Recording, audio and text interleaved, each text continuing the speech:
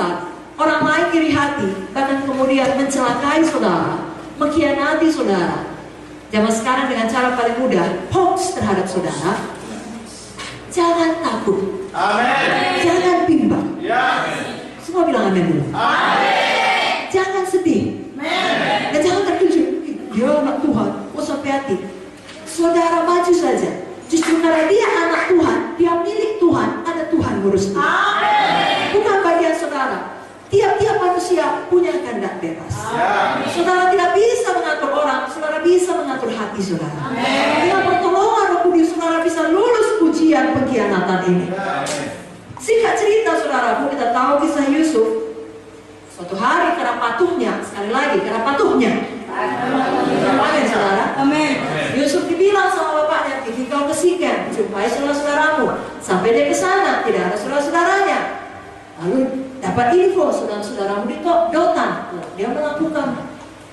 Kalau disuruh berjalan 1 mil, berjalan 2 mil. Bisanya dia pulang. Papa, papi, dedi, tak ada saudara-saudaraku di Sikem.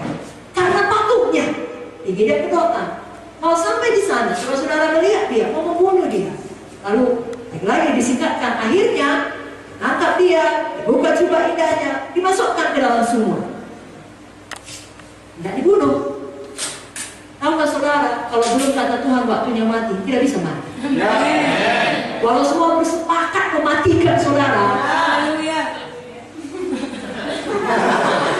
semua hoax mematikan nama baik saudara, mematikan masa depan pelayanan saudara, menutup semua pintu secara pikiran manusia. Tapi kalau Tuhan berkata belum. Amat seperti Yusuf, ada saja jalannya, tidak bisa mati-mati. Dimasukkan ke dalam sumur, tapi kemudian dijual sebagai budak. Saudara pun hidup saudara dalam tangan Tuhan. Kalau karena pengkhianatan saudara masuk dalam sumur, tetap ampuni yang memasukkan saudara dalam sumur. Dan kita tahu Yusuf melakukannya. Kenapa? Karena di dalam Kejadian 39 ayat 2 diterangkan Tuhan menyertai Yusuf, sehingga ia selalu berhasil dalam pekerjaannya.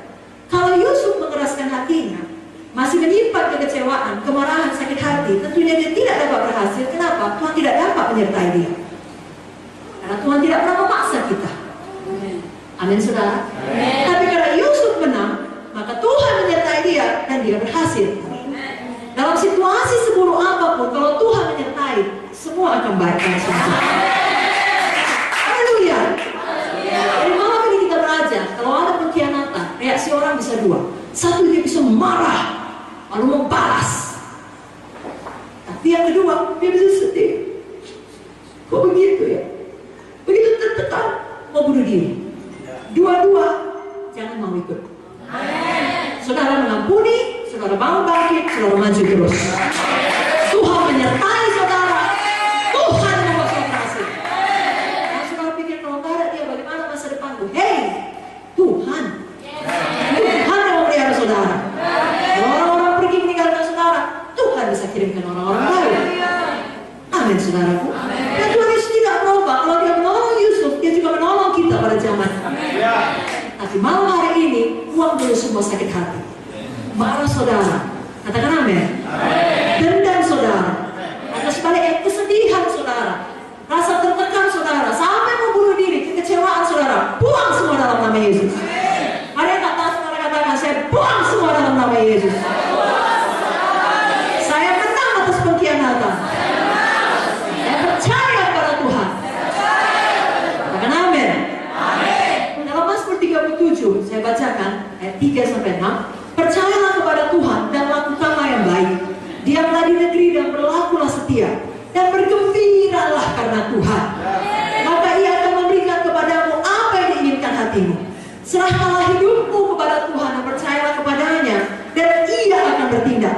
Ia akan memunculkan kebenaranmu seperti terang dan hakmu seperti siang. Jadi bagian kita bergembira karena Tuhan, percaya kepada Tuhan. Bagian Tuhan, dia yang memunculkan kebenaran kita. Saya mau tanya sekali lagi, berapa banyak yang mau memilih menang atas ujian pengkhianatan? Saya.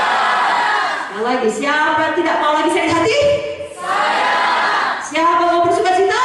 Saya. Berikan tepuk tangan bagi Tuhan Yesus. Jangan dipelihara itu akar yang pahit. Ibrani 12 ayat 15 berkata, jaga